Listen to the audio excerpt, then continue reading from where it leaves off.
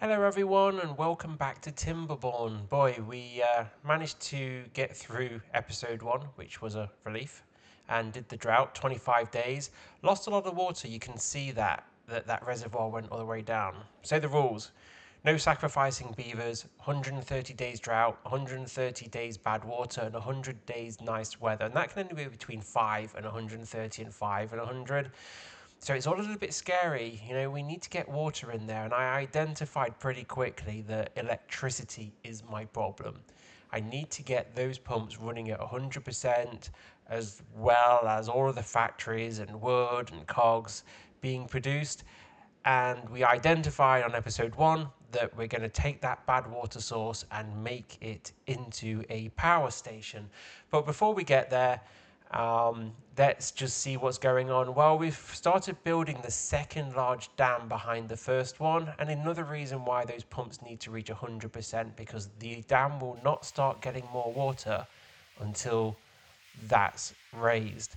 So this is the start of the power station and building it and working out the powertrain. Really ugly design, and it's an ugly design which I promise I will fix and make beautiful later, but for now I just need the thing to be functional. So we've created large waterway. I'm starting to blow out a course that goes in a straight line, and we are going to put a lot of power wheels down there. I want there to be like 7 or 8,000 kilowatts of energy being made from this to power the dams and to power the initial water source. And also with the initial water source, we're going to look in the future of adding more pumps to it. The key to surviving this with a lot of beavers, certainly if we get hit with 130 days, is we need a lot of water in these dams. Now, there was a comment about using an aquifer.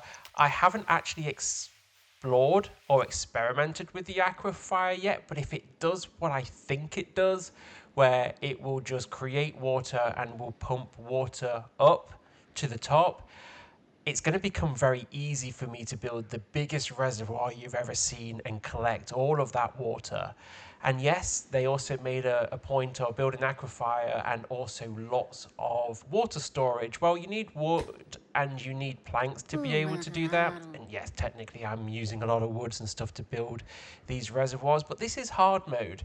I know water doesn't evaporate out of those storage areas, but just look how cool this looks. It's a huge dam, it self-empties itself, it's exciting, and it's a little bit scary when these droughts hit, that are we going to have enough to survive? So this is me exploding the dynamite in that first reservoir, and look how much water it gave us more. We could have another block of water in that. And the drought that's just about to hit us, we need it. We absolutely need it. And again, one of the rules is I can turn off the birthing pods as well and let them die of old age. Another comment made an interesting point about permadeath should include not blowing up beavers with dynamite.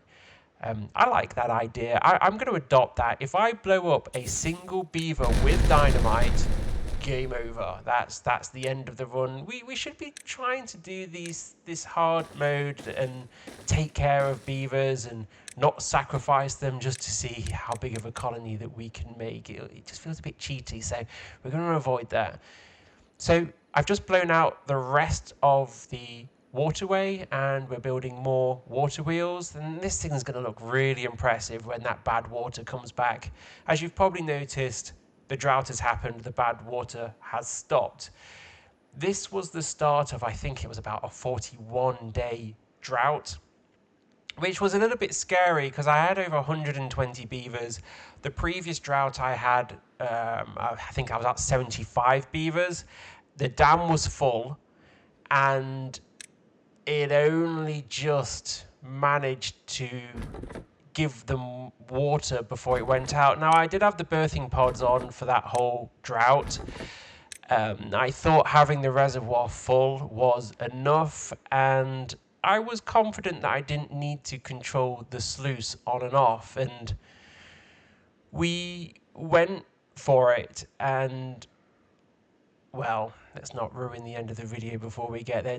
Did I survive or didn't I survive? We can see, look, it's dry out already after a day or two, so I started to control the sluice. I also realized here that I'd made a big mistake. I need to create an irrigation ditch around the edge to keep the food and the plants in the trees alive while allowing that central part to dry up. That's because in the future, I don't want to rely on the pumps. I want to have water storage that they're using, but I don't want the trees and I don't want the plants to die. Water's the main thing you need in this game. If you've got water, then you can grow crops. So you don't have to worry so much about storing food. Well, do you know I say that, but when you start to get to like 800, 900 beavers, it just becomes really unmanageable and really difficult. Certainly if you get hit. I mean, I had a playthrough once, and yes, I did cheat, I did sacrifice beavers, but I did a playthrough once where I got hit with a 130-day drought, and then I had 7 days of water, and then I got hit with another 54 after that, and in fact, that actually did kill me off.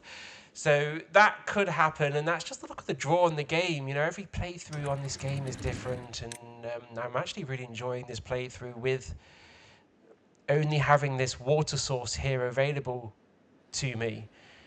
One of the things I'm thinking about in this series is, as I say, I'm going to try an aquifer on episode 3 of this, and if it does what I think it does, I'm going to ban the aquifer, and the only source of fresh water comes from this pool.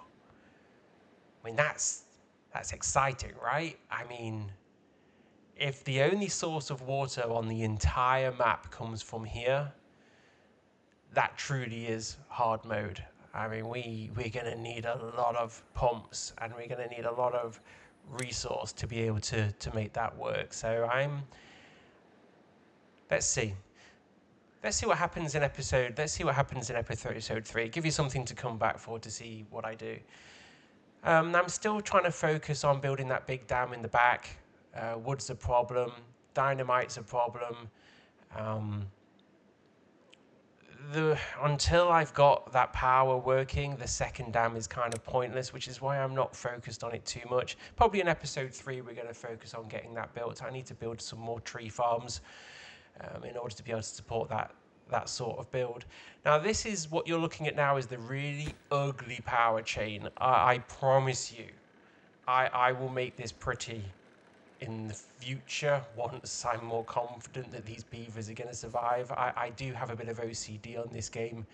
It has to look pretty. It has to look designed. So you can see what I started to do there. And I'm going to carry on building the tube line. Now, these tube lines are going to be really important across the whole map. It's what will make this flow. And you're about to see a little bit of my OCD here when I build this bridge, that it doesn't quite work the way that I want it to, so I delete it and make a 3 bridge. And normally what I do with these is that the ground is a path.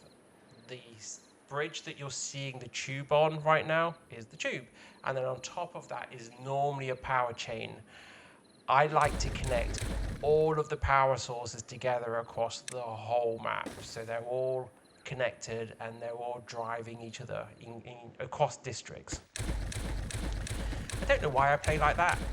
There we go, look, just deleted that because I hated the look. So I needed a 3er, another 3er, and I'll repeat that later for the other thing. So the tube networks are going to be important to get the water and all of the materials to the new district that I'm planning on building.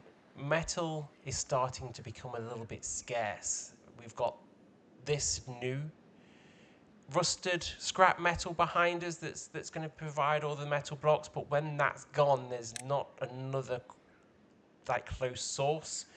There is an endless mine that's a few more blocks to the right of this, and that's what I'm building towards, and that's why I'm building these sort of tube lines in the future to be able to do that. Maybe in episode 3 we're going to make that new district. I need to expand, and I need to start going a lot faster with this game, and this is what you're seeing right now.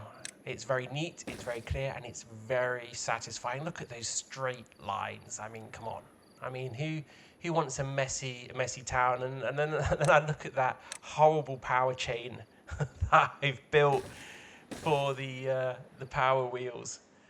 It's so ugly. I mean, but when you look at the resources that you need to actually build one of those metal girders, it's like 30 metal blocks and 30 planks and 30 logs. I don't have that right now, and what I do need is water. And the only way I'm going to get water running at 100% is to have those electricity power chains working. What I wanted to do with this short video is, I know I'm focusing on this, and I've reduced this video down to like 13 minutes. If you are interested, the full playthrough is like an hour and a half, and it shows all of my thinking of what I'm doing, why I'm doing it, why I'm playing like this, and I want to build a community where people can get involved. I've even talked about creating a Valheim server where maybe we can all get together and hang out and build. I like creating long videos just for the reason is I like to draw and I like to code and program, and I normally have these on in the background. And I actually started watching Catherine of Sky, and I would play beavers on one screen and watch her videos on the others, and I kind of want to create a community like that.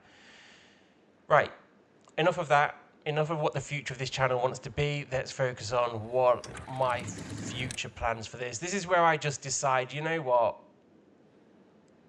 I've got a lot of faith and confidence that I don't need to worry about that water, and I'm just going to open it up. Spoiler alert, because we're coming to the end of this video, it runs out. The water does dry up. I think I have like 50 beavers left.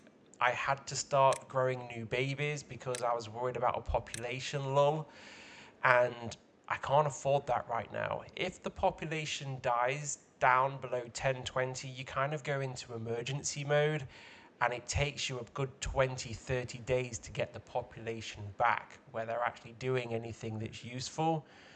I'm noticing right now that my droughts are probably happening every 35 days to 40 days. I need a full colony of beavers, because look how much that dam needs to be built. It is a monster, and in order to do that, I need the beavers in the workforce. So here we are. The power chain is running. That was a horrible edit. You know what? I'm going to get better at these edits. That was so anticlimactical. I'm just going to jump to the power wheel working. It would have been much better to see that water. If you watch the long one, you can watch the water come when those wheels start to turn. So we're coming to the end of this video. If you stayed this long, thank you very much. Please feel free to leave a comment about how to make these better. I can see there's some cuts that need to happen. Quick note, those pumps are now running at 100%. The pumps in the back will run at 100%. We need to finish that dam. The next episode, Aquafire, focus on that dam, maybe look at a new colony. But until then, take care of yourselves and see you in the next one.